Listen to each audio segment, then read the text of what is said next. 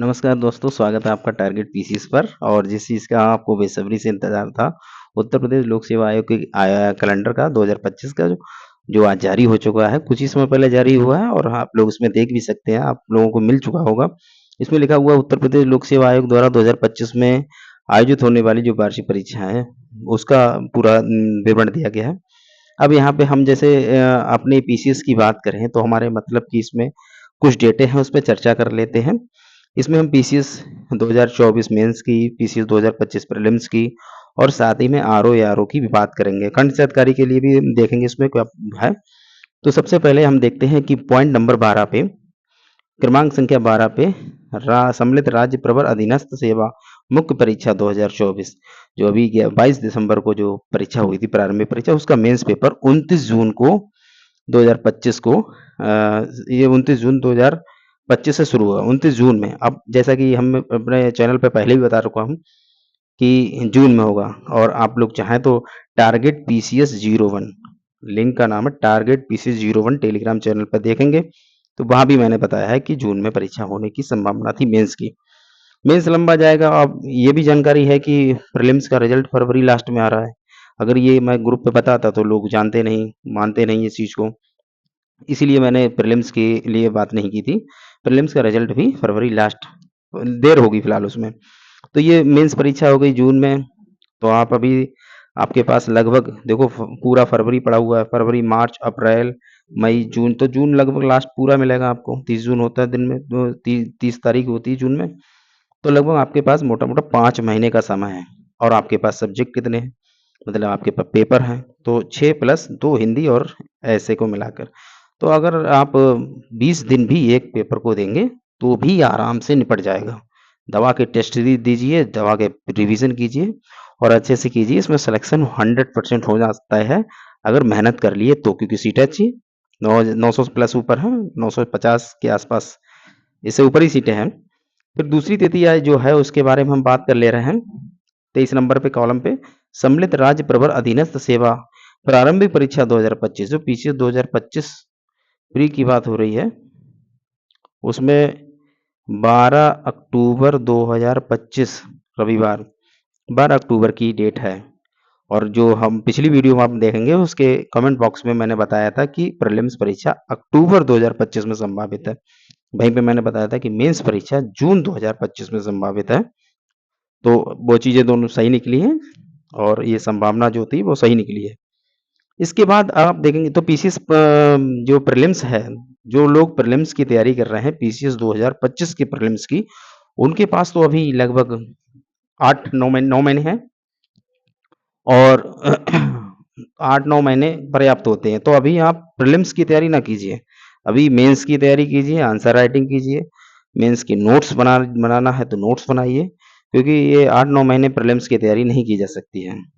ठीक है, तो 8 महीने अगर प्रीलिम्स को दोगे तो हो गया काम। तो अभी मेंस की तैयारी कीजिए और साथ में थोड़ा थोड़ा अभी प्री प्लस मेंस वाले टॉपिक पे ज़्यादा ध्यान दें। अब आप देखेंगे उसमें कुछ टॉपिक होते हैं जो प्रीलिम्स के लिए भी है, मेंस के लिए है। पहले उन टॉपिक को कवर कीजिए ताकि आपका मेंस का भी रिवीजन हो और प्रीलिम्स भी तैयार हो। आगे एक इसमें एक खास बात और दी गई है, जो नीचे विवरण दिया गया है उसमें देखो, पहले में दिया गया है क्योंकि अभी रिपोर्ट आई नहीं है उनकी।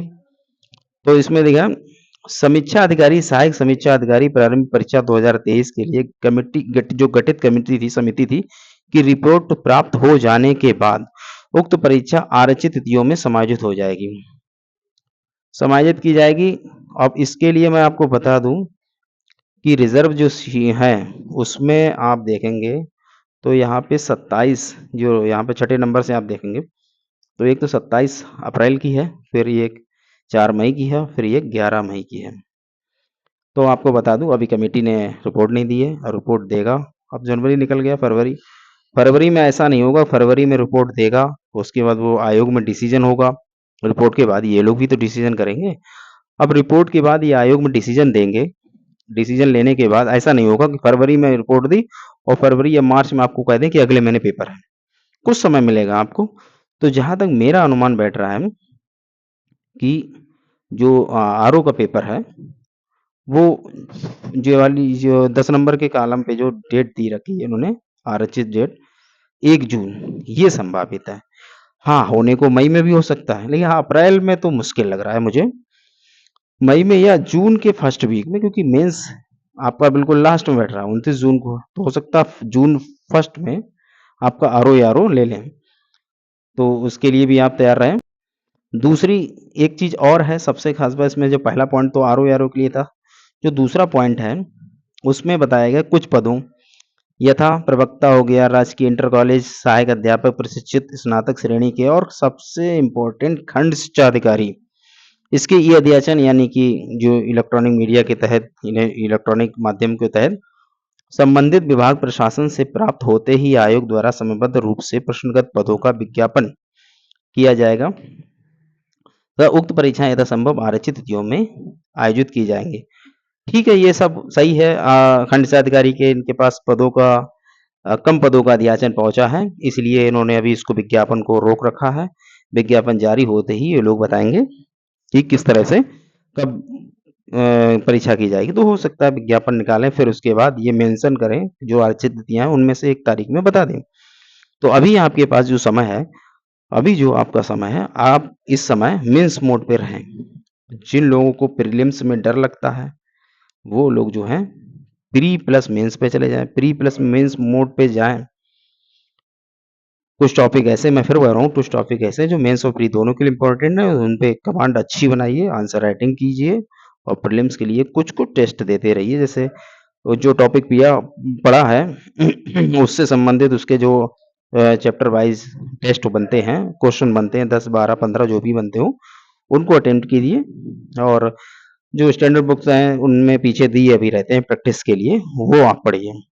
और मेंस के लिए अगर मेंस तैयारी करना चाहते हैं तो मेरे इस चैनल पे ही कुछ क्लासेस पड़ी हुई हैं, मैंने उसमें क्वेश्चनों के फॉर्मेट को बताया है। अगर आप लोग उसमें देखते हैं, आपको पसंद आती है, तो मैं उससे उस चीज को आगे कंटिन्यू रखूंगा। और कैसे क्वेश्चनों को फॉर्मेट तैयार करते हैं, भूमिका कैसे बनाते हैं, और मेन बॉडी में क्या क्या होना चाहिए, कंक्लूजन कैसे बेहतर बनाएं, क्योंकि लास्ट में एग्जामिनर वही चेक करता है कंक्लूजन।